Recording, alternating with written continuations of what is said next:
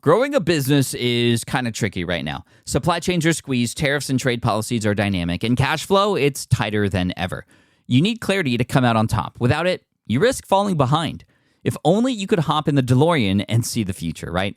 Thankfully, there's NetSuite by Oracle. NetSuite has real-time forecasting to help you move ahead with confidence. This is your AI-powered business management suite and the #1 cloud ERP. Trusted by over 42,000 businesses, NetSuite brings accounting, financial management, inventory, and HR all under one roof. It's your single source of truth, giving you the data and control you need to move quickly. And with AI built in, you can automate the busy work and focus on strategy. NetSuite helps you see what's stuck, what it's costing you, and how to pivot fast. If I were running a business with a lot of moving parts, I'd use NetSuite for full control over everything. Tame the chaos with NetSuite. If your revenues are at least in 7 figures, download the free ebook, Navigating Global Trade, 3 Insights for Leaders at netsuite.com/SPI. That's netsuite.com/SPI. The perfect product launch. It's the goal for every brand marketer. High heat, fast sellout, and fans posting recipes like trophies. What do Sydney Sweeney's soap drop, Taylor Swift's tickets, and your next launch have in common? Well, they're not bought, they're bragged about. Fanfare turns your drop into a moment. Fanfare cues real fans, blocks bots, and builds launch experiences worth screenshotting. Want hype without the heartbreak? Get Fanfare's 5-step hype drop playbook with our proven success formula and make your next launch unforgettable at fanfare.io/playbook. Again, fanfare.io/playbook.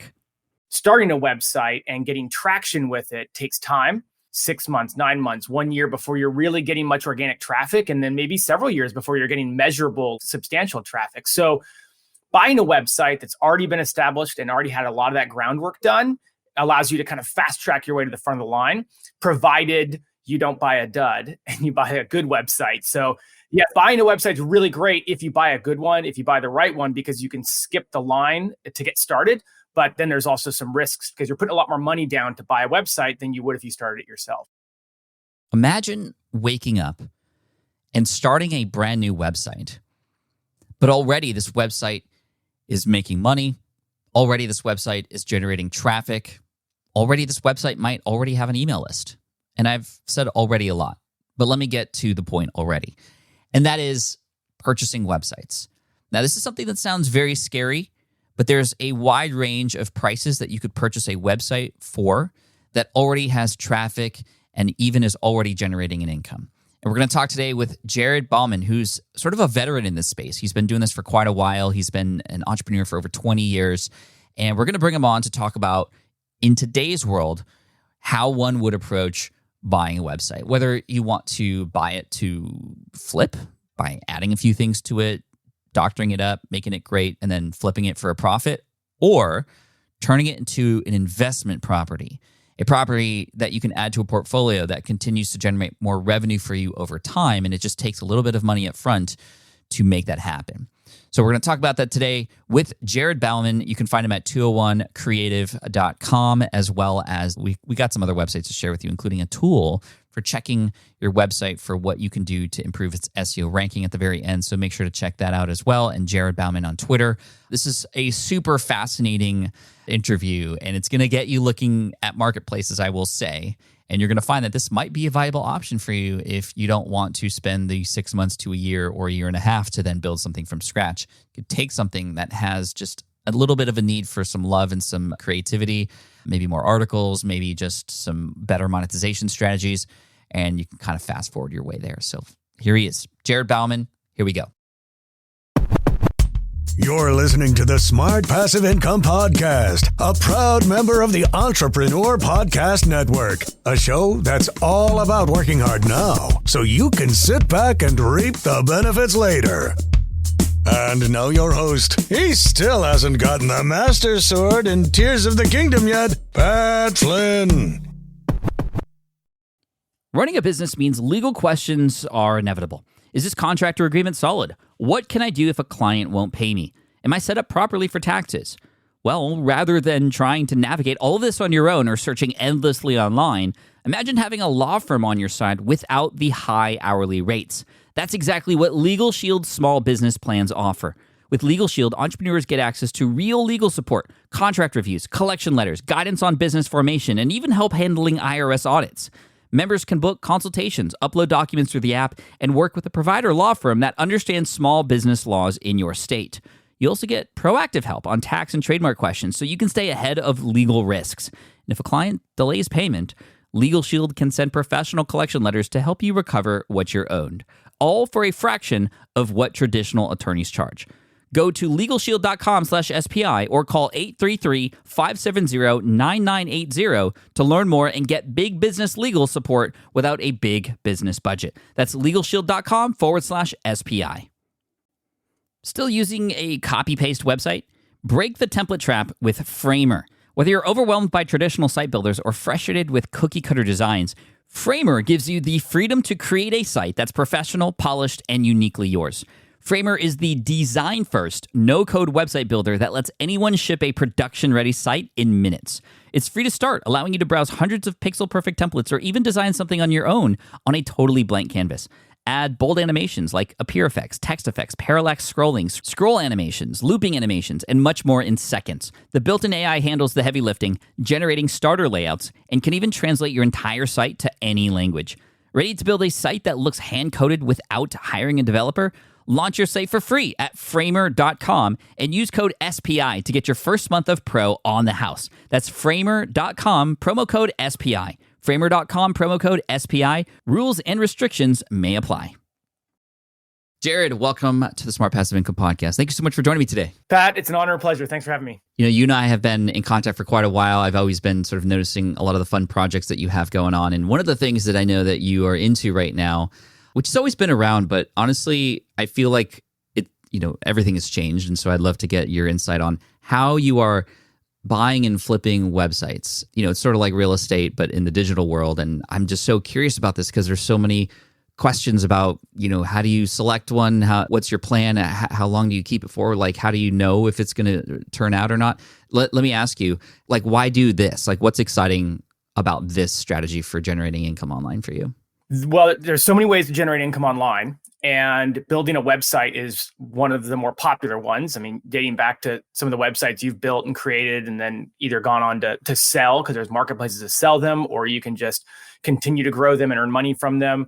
But as a lot of people will soon find out, starting a website and getting traction with it takes time. If you're going the route of trying to rank the website organically, like that can take 6 months, 9 months, 1 year before you're really getting much organic traffic, and then maybe several years before you're getting measurable, like substantial traffic. So buying a website that's already been established and already had a lot of that groundwork done allows you to kind of fast track your way to the front of the line, provided you don't buy a dud and you buy a good website. So yeah, kind of the juxtaposition like you talked about. Buying a website is really great if you buy a good one, if you buy the right one, because you can skip the line to get started.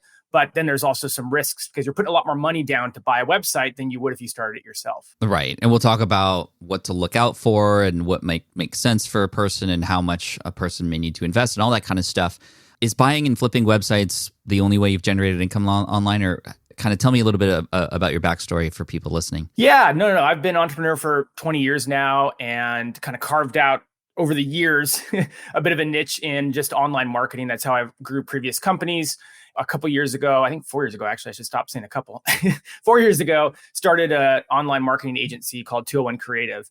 And building websites on the side for us and earning money online was actually, it started off as just a way to load balance our team. Because when you run an agency, some months, you're writing a ton of content, and then other months you're not writing as much content. Some months you're doing a lot of digital PR, other months you're not. And so we would have this conundrum, which most agencies run into, where it's like, what do we want to outsource a lot of our work, but then we lose control of it, but then we don't have to worry quite as much about the monthly payroll and workload fluctuations.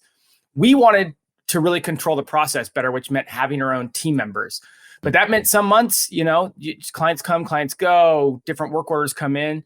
So it was a way to solve our own problem, really, was, hey, let's put people to use doing stuff that we're already doing for clients, but doing it, building our own websites. That's cool. So we've been doing that for 4 or 5 years now. We've grown a couple of our own websites. We've bought a couple websites. We've sold a couple websites. So yeah, this isn't the first one we've done. The the buying website that we're going to talk about, but we have, a bunch of others we're working on, really. Awesome. Well, thank you for that. And I think that's a genius idea for agencies to consider. We have a lot of people who own agencies and are a part of agencies who listen and supplement the income with stuff that you're already doing for clients for yourself too. It's so funny. It almost seems like obvious, and just it adds more value to the company and some safety nets, which is great. So let's talk about buying websites. It's something I've always been interested in. And I don't know if you know this, Jared, but I once bought a website myself back in 2011 because I had heard about it and I was like, oh, I like to get my hands in everything. And then I just went in blind, kind of. I had no idea what I was doing. I bought it. It was golftipsforbeginners.com. Okay. And I was like, I'm going to revamp this site. So I changed the WordPress theme. I put AdSense on it and just kind of left it on autopilot. And, I made like $50 a month from it. And after, 3.5 years, I recouped the cost of what it was. And I was just like, oh, that wasn't that exciting.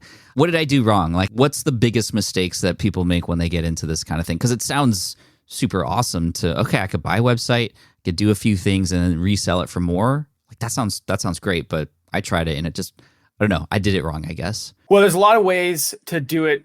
Wrong. I'm using air quotes for the people who are listening. It starts by kind of coming up with what your goal is. A lot of people will buy websites with the sole goal of just trying to flip them, And really the best way I think listeners can get their mind around it is think about maybe a friend you have who does real estate for a living. Like buying websites is a lot like buying real estate. You can buy a piece of property that has good bones, that's in a good up and coming market, and you can make some repairs and fixes to it and then flip it. And that's a model, right? Or you can buy a website as more of an investment property, and you buy it because you see that it's in a good neighborhood and you see that it has good bones that you can build on, but with a long-term goal of turning it into a rental property that every month someone's going to pay you to live at, and you can slowly own more of it and slowly pay down the mortgage and etc. So buying websites is very similar. Start with your goal. Do you want to flip a website and make some quick cash on it? That's going to change what you look for versus if you want to buy a website that you're then going to grow and hold long term. Now, some of the strategies are the same, right? Like you want to get it to increase traffic, you want to increase the amount of money it's making. But I think that's one of the key things is to start with is, do I want to hold on to this long term? Because in that case, you might have opted for a website instead of just like some golf website that you weren't really sure about the long term potential of. You might have really done a lot more research. However, if you'd gone in with like a quick plan of attack to say, hey, this website's under monetized, it doesn't have any ads on it, it doesn't have any good affiliate offers, let's do this, this, and this with a real clear plan, maybe 6 months later with a lot of focus, that could have been a good buy for you. You could have sold it for maybe double what you paid for. Yeah, that's smart. I mean, this is always the answer when it comes to things. It's like, well, why? What is the goal? What are we trying to do here? And that then you reverse engineer kind of the process and the research leading up to that. So I like the idea of considering a website as an investment, one that you have in a portfolio, for example, that can continue to stack on other ones that perhaps you add in over time. Do these websites that we look for to build a portfolio this way, does it have to be something that I'm an expert in or passionate about, or what's the basis for even deciding what to look for? So more and more, it really helps if you have either an expertise or a passion or a curiosity about it. I mean, that's not to say that you can't do really well with a website that's in an area you know nothing about. But at the very least, I think you ought to have a curiosity. Like maybe, you don't own a dog, but, you start researching a dog because you and your family want to get a dog. So maybe that's a good angle to go after. You might not be an expert in that dog breed, but you're like, I'm going to buy this. I'm going to buy a dog breed like this. What a great way to document my journey with a website, right? So I think that to some degree, no, you don't have to, but there's so much more value, not only in terms of what Google wants, but in terms of really what readers want on like experience and on what people on connecting with a brand. I mean, we've talked about your Pokemon YouTube, now huge brand, right? And it really started out of the same thing. Like you weren't an expert in it, but you had a curiosity for it. And so I think at the very least, a curiosity is going to be the most important baseline, although it's not a dead-on requirement. How does the existing audience and, email list and even connection that the current owner has with that brand matter to you coming in fresh and deciding whether or not to move forward with that? Like, I would imagine that, for example, like a personal brand or one that's more tied to the creator is a little bit more difficult to get involved with because you're this fresh face coming in new. The audience might respond in a not so great way. And Like, are we even entertaining those kinds of options or not really? So that's a good question. I would get a little detailed on it because I think it's totally possible. My first company I started was a photography studio and it had my name on it. It was Bauman Photographers, and I sold it and it was not a problem. But I was able to sell it and by the way, the company's still around and still has my name on it and no one really cares. But I had kind of unwound myself from the business to where it was a brand name at that point. And even though I had started the company, I wasn't the person everyone talked to. I wasn't the only person there.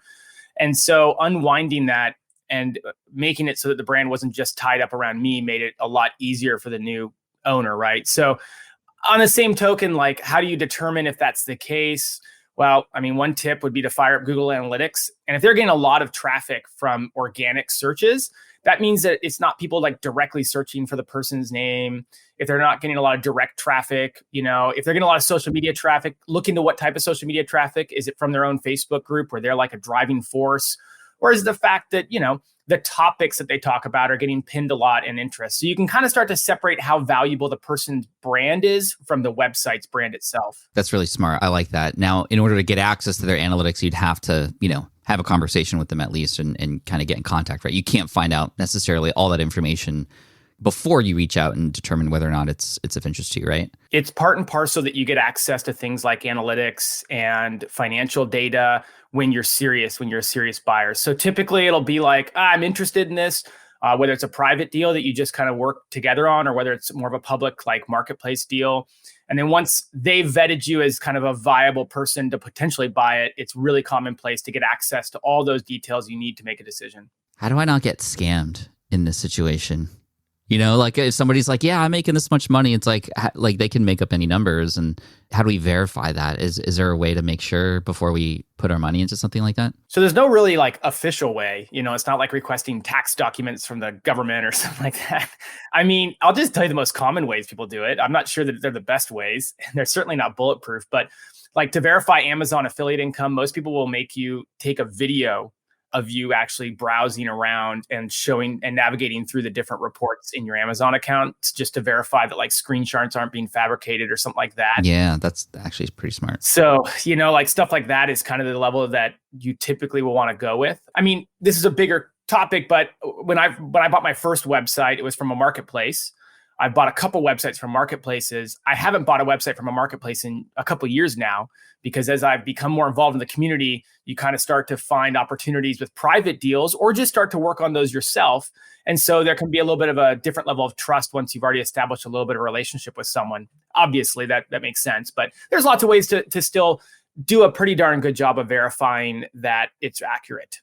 Do you recommend a person check out those marketplaces? Like, is that still a good viable option for seeing what's out there and sort of discovering what websites might be of interest? If it's your first website to purchase, I would recommend only going through either a reputable marketplace or buying from someone that you have somewhat of a personal relationship with. That makes sense. Because like you said, there's a lot of ways to mess it up, and not saying you can't buy a dud through, say, an Empire Flipper, or not saying you can't buy a dud from someone who but at the very least, there are some measures they go through to make sure that the website is viable enough to even be in their marketplace, right? Like they don't want a lot of bad purchases happening. They don't want anyone getting scammed and stuff. So, and if you know the person, hopefully that will also add a level of reputability to the purchase.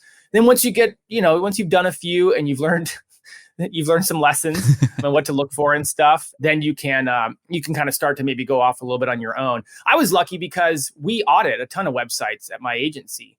And so I get to, see like, hey, somebody will come bring us a website and say like, okay, what's going on? What's wrong? Why is it not growing? And we'll ask a lot of questions. And so in asking those questions and then seeing what happens, we get to like see a lot of things that maybe a lot of people don't have access to. So I was a little more comfortable moving away from a marketplace, but marketplaces do a really good job of kind of, easing you into that process by doing some high level due diligence first. That's cool. Random thought. Do you ever have a client who they're just like, they're not into their website anymore, and you're just like, you know what, maybe we could buy their website because we see a lot of things that might be able to be done with it? And have you ever bought like a client's website off of them? Actually, our most successful website purchase is exactly that. They hired us to help them transition from one website theme to another. And 6 months later, long story short, we bought their website off them. No shot. That's cool. That's actually really neat. And how's that website going? When we bought it, it was earning around $2,000 a month, and it's just about to crack the $10,000 a month mark a couple years later. What? No shot. Okay, so how did you? That's actually, that's a really good, purchase, obviously. So let me ask you, and maybe you don't have to tell me exactly, but a website making $2,000 a month, for example, what could a person expect to need to pay? It's gonna vary, obviously, but ballpark.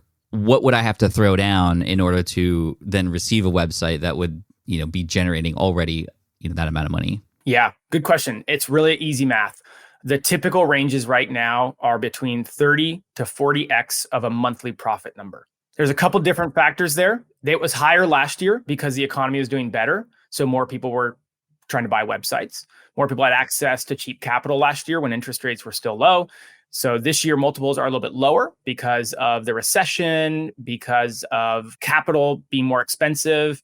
There's probably some trepidation in the market too about AI and just kind of wondering where all that's going to end up. So multiples are probably on the lower side this year. At time of recording, it's like, mid 2023. But, they'll fluctuate between the 30 and the 40x multiple based on several factors. Huh.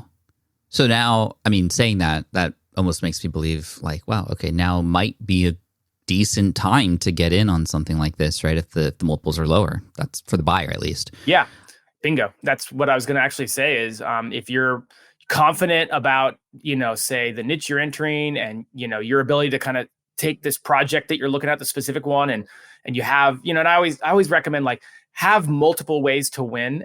Don't just have like, okay, we're going to go in, we're going to put AdSense on it, and that's going to add this much money, and then we're going to flip it. And it's like, yeah, but what if you don't get approved for AdSense? Or what if blah, blah, blah, blah.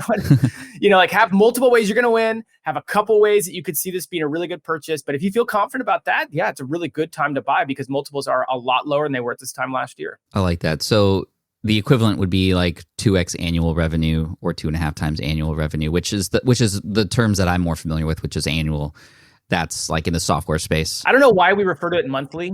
I don't know why that somehow that got started, but yeah, it's like 2.5 to 3.5x yearly. Okay, that makes sense. And so now that the website that you had purchased at $2K a month is making $10K a month, essentially you'd be able to make up the cost in 5 to 6 months easy. Perhaps have already made up that cost over time as you've ramped up. And now it's all profit at this point, which is great, minus what might be needed from the team to sort of upkeep the website and such. Yeah, you've got your content costs or whatever you're doing, but yeah, it's mostly profit at this point. Yeah. That's amazing. That's actually really, really cool. First of all, congrats on that. Second of all, how did you go from 2K per month to 10K per month? Like what were some of the things that on this particular website that you did to make that happen? Yeah, it's a fun story because it was not a linear path of growth. We'll say that with all the experience I have in doing online marketing, SEO, growing websites, this one was rough. Oh, interesting. Okay. It was pretty rough. So just a little backstory on this site. And these are the kind of sites we love to buy. This was a site that was started way about 20 years ago. And its heyday was in like 2012 or 2013. It was pretty focused on a specific niche and really a sub niche of a niche. It was still a well-regarded website in that sub niche. And it had a fantastic backlink profile. Over 20 years, a lot of different brands that were really relevant and really good were linking to this website. It was just kind of a known expert, right? But you probably remember how things were back when you started blogging. Like that was back when like you'd publish a blog post and people would comment on it. Yeah. I know that's a wild thought for a lot of people listening, but there were days when people would actually comment on blogs. Oh, the good old days of blogging. Now that conversation's all moved to social media, right? Like we don't comment on blogs anymore. That's just weird. Like normally it's just spam comments if you even still have comments turned on. But that was back in the heyday of this website. So all this content that's still on the website was like 300 word blog posts with 2,500 words of comments. And a lot of it, most of it was about like current events in that industry. And so you got this website that's earning some money. It's got good, solid bones. It's been built by, niche experts, people who are an expert in that niche. It's got great backlinks, but the vast majority of the content is very much out of date. And you're like, what do we even do with it? So yeah, in the first year, to just kind of fly through it, you can ask any detailed questions if you want to, but we ended up deleting over 75% of the content on the website, which was over 3,000 of the articles we ended up just trashing. We did go through and update a bunch of the remaining articles. And then we just started publishing new content that was going to be much more search focused, like not these moments in time, these news flashes, but content that was topics that people were actually looking for, helpful topics that were about comparing products that people might want to buy, and really, publishing as much of that as we possibly could. That's cool. Actually, the deletion of all that content, I know that might sound scary to some people, but that's actually a great piece of advice for SEO nowadays. We've had some people on the show before talk about how they've deleted like half their content and then their search results just go higher because the website's much more focused and much more valuable to Google and those searching for those things in Google. So that's really neat. And then updating articles. Are you a subject matter expert in this particular space? And if not, how did you write decent content? This would fall into that area that I have a curiosity for and like kind of know the niche, but definitely don't know much about this specific niche. So, do as I say, not as I do, I suppose. I don't know. Yeah, sure. It's a good website, I promise. But we hired a couple of writers who were experts in the space. That was the route we went about. Thankfully, and I also kept in touch with the old owner. And that's, again, a benefit of buying off of someone that like you have a little bit of a relationship with. He and I are still friends, still text back and forth. He's still interested in how the website's doing. And so there was a little bit of that. But yeah, we ended up just having to hire some experts for this. I've learned a lot about this niche over the last couple of years. So that's kind of been what's fueled my comment on having a curiosity for it. I do think that's enough. If you're willing to say, I'm interested in this and I'm going to dive in and learn about it, this website kind of validated that for me, that you can make a good go of it. I mean, I ended up going to a conference in this niche to meet other people in the niche, to interact and to learn more about it, and that's the kind of curiosity I'm talking about. So no, I'm not an expert, but it wasn't like I was just like, oh, cool. So this is a website about traveling to Mars. I'll never do that. Whatever. We'll just kind of do what we can and see where it goes. It reminds me of my food trucker website, right? I've never owned a food truck, but I was very curious about it. And now I know enough about it to start one if I wanted to. But I ended up building this website over the years. It started to generate some money and I ended up selling it in 2020. And that I would consider very successful, even though I was not per se a subject matter expert. I was curious enough, if you will, which I do agree is very important. On this website that you had purchased, how was it making money before and how has that changed? Or did you just scale up what was working before? No, it was really interesting. It was making money by offering ad placements to companies in that niche. So companies in that niche who serviced the types of readers that the website would buy like tile ads and banner ads. That was all the income. So it wasn't making any money from kind of more the standard, website type ways of like ad revenue or affiliate revenue and that sort of stuff. It still makes about the same amount of money off of the different companies that advertise, which is about $2,000 a month. Some companies have come and gone and vice versa. Now the site makes money from a whole host of different methods. And a lot of that was because in the first year, I think we really shocked Google. I'm a big fan of deleting content. I've done it a lot. I've written articles about it for search engine land. And, I'm a big proponent. Like you said, like there's been a lot of great case studies coming out lately. IBM just published that they deleted 90% of their content and saw huge growth. I think Canva came out with another case study just this week. So it's a great strategy, but this site had been kind of ignored by Google for so long that I think we shook it. I mean, even after a year of publishing a ton of content and really working on the site, we were still only earning, $3,000 a month. So we had to get really creative. So a couple of things that we're doing that now earn an income. I went to that conference. That was a big moment because not only did I meet a lot of companies in the space, but I got to see which companies were spending money, right? Like every company there that had a booth, I could go, oh my goodness, they're willing to spend money. And so we started leveraging our email list and selling sponsored ads in the email list, sponsored email blasts, selling sponsored posts here and there on our blog. And so that became another driver of income that will make another $1,000 to $2,000 a month now, starting really with those relationships I built at that conference. I also met a presenter who had a course that he had made. And he said, Jared, I'm not very good at marketing this course. It's not really what I do. Would you buy it off me? And so we looked at it and it was a really good course. And he gave us a really good deal on it. Oh, wow. And so he bought a course, stuck it into our email funnel, stuck it on all of our blog posts and started selling that. And so that course now makes us anywhere from $500 to a couple $1,000s a month. That's cool. I like that. We did grow traffic to the point where now we are making money on Amazon affiliates. We are making money with ad revenue from AdThrive, now Raptive. So yeah, there's a bunch of different ways that we are now making money off the site. There's really no one specific spot that makes us like the majority of the $10,000 a month. That's really cool.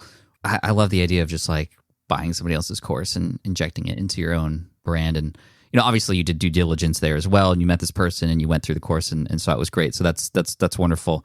Was there any worry about the existing audience or email list as far as like the brand change? Like, was there like an announcement like, hey, everybody, so-and-so is leaving and I'm here now. And, here are the changes that are going to happen. Like, how does a transition like that happen when there's an audience? And maybe it's less so in this particular case, but in your experience, especially if there is a connection between the creator and their fans and you're purchasing this from the creator, do you have any suggestions on how to manage those new relationships with that audience and email list, perhaps? Yeah, we spent a lot of time coordinating with the previous owner about the way that the phase out would happen and the way we would kind of market it and the way that we would be visible about it. And, I think we definitely lost some people in the transition in terms of their interest level or their validation of it. I mean, it was kind of getting handed off from, let's be honest, an expert in the niche to a guy who runs a marketing company. Right. Yeah, the optics aren't very good for anybody who's following that space, right? Nope. The optics aren't awesome on that one. You just can't really get around that as much as you can sugarcoat it. So, but I also, like I said, I tried, part of me being interested is saying, okay, am I willing to commit to doing things in this industry? So I showed up at a conference and I went around and shook hands. Nobody was waiting in line to meet me, but I just went around and tried to introduce myself to as many people as possible. I went on a couple of podcasts that are in that niche. I reached out and said, hey, I want to come on the podcast and I want to talk about, yes, there's been a change, but I want to share all the exciting things we have planned for this that I think actually will be positive, and yes, there's some downsides. I totally get it. So-and-so isn't here anymore. And now you've got me. I'm not, anybody you guys look up to at all, but here's some positive things we're doing. Let's get out in front of it. Let's talk about it. Let's not hide behind it. And so those are a couple of things that we did, and wasn't a perfect transition by any stretch, but the site has grown and we still get a lot of positive feedback at the same time. I like that. That feels authentic. It feels real. It feels like, okay, well, I'm here now and I know that, you don't know me, but let's get to know each other and let me earn your trust. Let me earn that authority that hopefully I can build over time with you. And I like that. And like you said, you're always going to lose people in that situation, but I think that you can turn it around and have it be a positive for sure. When it comes to the money exchange, you would purchase this for X number of dollars.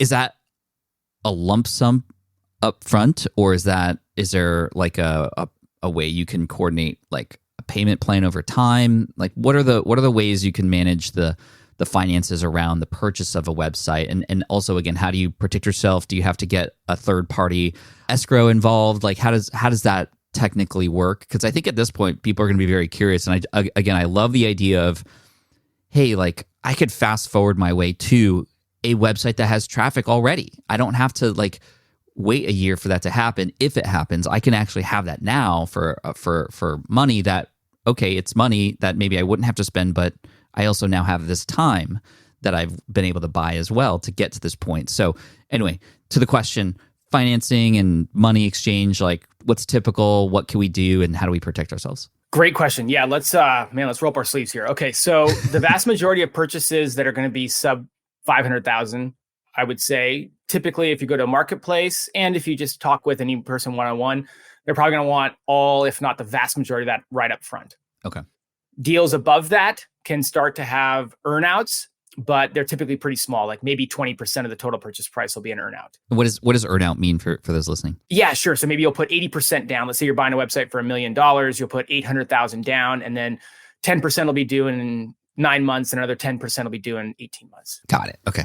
So really in this capacity, very much unlike real estate where you put 15, 20, 25% down, and then you get an awesome fixed rate mortgage, you're putting the majority of your money down up front. But at the same time, everything's negotiable. And so last year when, deals were very high multiples, it was certainly a seller's market, much harder to negotiate payment terms. This year, significantly easier. Now, with our website that we're talking about here, I kind of glossed over the details, but we didn't actually want to buy this website initially. We'd gotten to know the owner, And again, he kind of heard about, this, our model at our agency and how we run websites on the side. And he said, "Hey, can you buy my website?" And I'm like, "Oh, we're not really interested in any projects right now." He's like, "But I thought you said you liked this website." I'm like, I really do like this website. I really like this website a lot. Here's all the things I like about it. And so he just kept pressing and saying like, "No, let's try to figure something out. I really don't want to be running this website anymore. I have other things I want to be doing." And so we were able to negotiate on payment terms. And I only had to put about 40% down and then make payments in the exact same amount that the site was earning every month until the website was paid off. And so I put, I think it was under $20,000 down on the site, and then paid him $2,000 a month until we paid up the full amount of what we'd agreed upon. And so while I still was spending money to update the site and publish new content, I was basically taking the money the site was earning and paying it to him. And so the risk for me, well, there's other risks, but the big risk was just the, whatever it was, the 40% down on the website. And then I was letting the website pay for the rest of the purchase, which allowed me to keep more of my capital and make it a less risky investment. That's really cool. I actually like that. Even from the seller's perspective, it's like, okay, well, my income's going to remain the same for a number of months until it's paid off.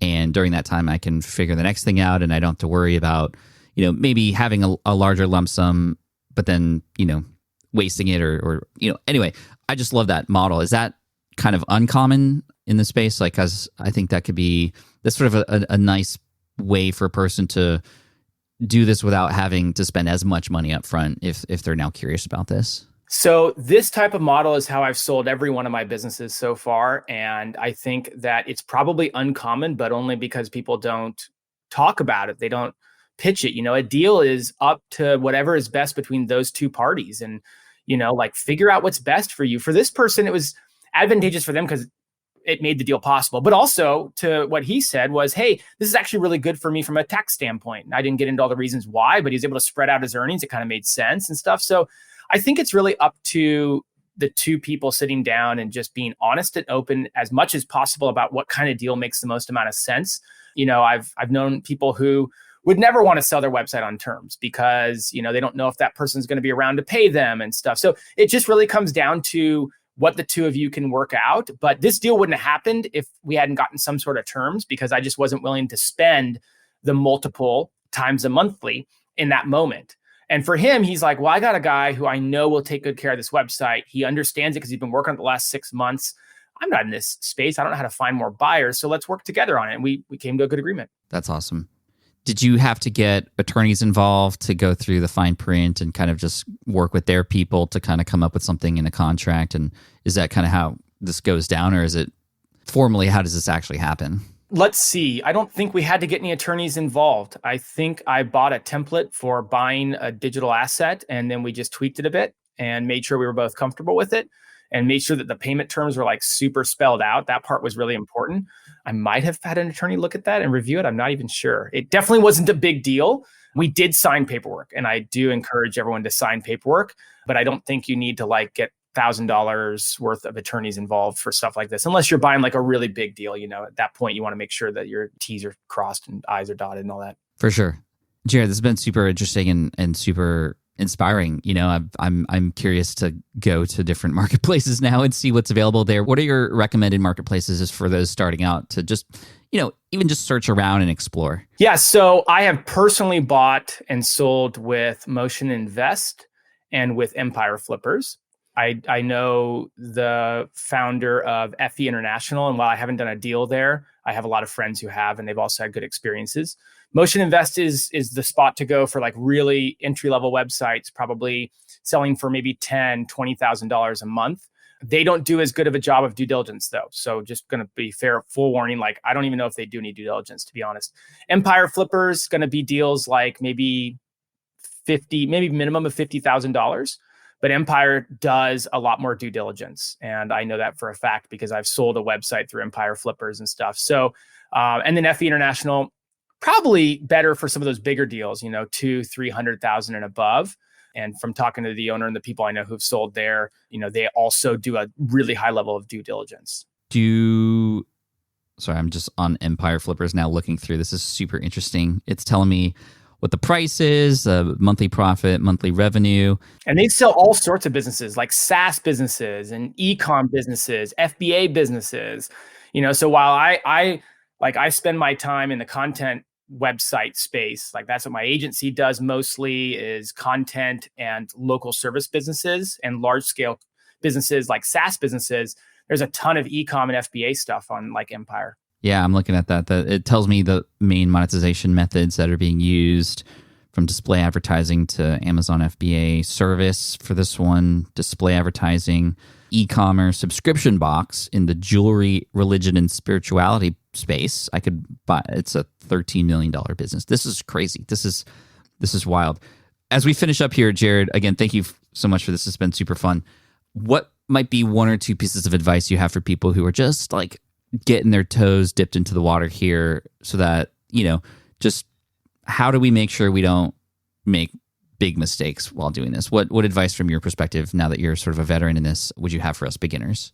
Yeah, many years in now, I can look at a website and kind of get a look and feel of it really quickly and easily. But that's just because I spend all day working with clients and websites. Like in the very beginning, the first website I bought actually from Motion Invest. I think I spent $7,500 on it back, I think 2019 or probably 2020.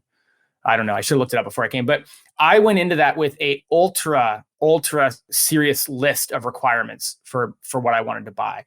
I came up with a price range that I wanted to pay. I came up with a multiple range that I was comfortable with. I came up with a specific type of site I wanted. I wanted a site that was getting enough traffic that I could qualify for an ad network, but that it wasn't on an ad network yet, because I knew that would be an instant win in terms of being able to add more monthly income. I wanted a site that was really, really expertly written, but wasn't really written very well for search optimized content. So I wanted a site that had an expert behind it, but it was more like a passion project that he wrote about or she wrote about, and that I could go in and update the content to be more optimized because I knew SEO. So I had this really, really specific set of criteria that I wanted. I had 5 things, and I would really recommend for your first website purchase, get ultra serious and about the list, that is, and be very, very specific and settle on it. And then every time you see a site that's interesting to you, you don't have to bring your emotion into whether you buy or not. Just evaluate it for your criteria. If it doesn't meet the criteria, move on, emotionless, and don't worry about it. And if it does meet your criteria, then you have the permission slip to really dive into it and see if it's a good purchase. That's awesome. That's super huge advice. Jared, thank you so much. Where can people go to follow you? I know you have an agency. You can shout that out as well. Where should people go to follow you and kind of get connected if they'd like to? Yeah, sure. I'm on Twitter a lot. So that's Jared, just my name, Jared Bauman. My agency is 201creative.com. I blog over at, I almost forgot. I blog over at weekendgrowth.com. I do have a free tool if people want to get access to our site analyzer tool, which that's the tool we use at our agency to figure out which content needs to get deleted, which content should be optimized, which content should be kept. I meant to mention that earlier, but I forgot. But that's at weekendgrowth.com/SPI. weekendgrowth.com/SPI. Awesome. Jared, thank you so much. This was super fun, and looking forward to connecting again soon. Yeah, thanks, Pat. Hope it helped everyone. Cheers, man. All right. I hope you enjoyed that episode with Jared Bauman. Again, you can find him at 201 Creative or at Jared Bauman, Bauman on Twitter. And we'll have all the links and show notes for you at smartpassiveincome.com/session707. Once again, smartpassiveincome.com/session707. Investing in a website can be an amazing way to fast forward your success, but obviously you don't want to waste your money. So hopefully this interview saved you some time and some money and some headache as well, if this is something you're going to get into. And who knows, it might be something I might get into a little bit more seriously into the future. But for right now, speaking of the future, we got a lot more great episodes coming your way. Make sure you hit subscribe so you don't miss out on them. And I look forward to serving you then. We have another episode coming this Friday for you with just me. And I look forward to chatting with you then. Peace out, cheers, and we'll talk soon. Bye, everybody. Thank you so much for listening to the Smart Passive Income podcast at smartpassiveincome.com. I'm your host, Pat Flynn. Sound editing by Duncan Brown. Our senior producer is David Grabowski, and our executive producer is Matt Gartland. The Smart Passive Income podcast is a production of SPI Media and a proud member of the Entrepreneur Podcast Network. Catch you next week. Hey, fellow podcaster, does this sound like something you've experienced? You record your podcast episode on one platform, download the files, edit in another app, then fire up a different tool just to create these social clips? Well, it can be clunky, time-consuming, and frankly overwhelming, especially for creators trying to grow. And that's why I'm excited to tell you about Riverside. Riverside is the all-in-one platform. Record, edit, and repurpose your podcast content all in one place. You just log in, record with your guests no matter where you are in the world, and just like that, studio quality audio and high resolution video. We use Riverside here at SPI as well now. With built-in AI, I can automatically clean up my audio, saving myself so much editing time, and it can even auto-generate clips to make promoting the show a breeze. And with Magic Clips, I can grab the best moments and repurpose them as short-form video, perfect for YouTube Shorts, TikTok, or Instagram, without re-recording a thing. So if you're tired of juggling tools and want a faster, simpler way to create and scale your content, it's time to try Riverside, built by creators for creators. Just go to smartpassiveincome.com/Riverside and use code SMART to get 1 month free on the Pro plan. That's smartpassiveincome.com/Riverside, promo code SMART. More people dream about building their own business and being their own boss rather than retiring early. But a majority of them never even take the first steps to register the business. Why? Because starting a business can feel overwhelming. With legal forms, paperwork, finances, it's a lot. And that's where Taylor Brands comes in. Taylor is a complete business builder designed to make launching your business simple and stress-free. You can register your LLC in just minutes, keeping your personal and business assets separate from day one. And from there, you can get access to everything you need to get off the ground, from legal documents, licenses and permits, invoicing and bookkeeping tools, and even a 100-day business coaching program to help you hit the ground running. You'll also get a free personalized business plan, branding tools, and so much more. And of course, our listeners get an exclusive 35% discount to get started. Just head to taylorbrands.com/SPI. That's TAILORBRANDS.com/SPI. Stop dreaming, start building with Taylor Brands.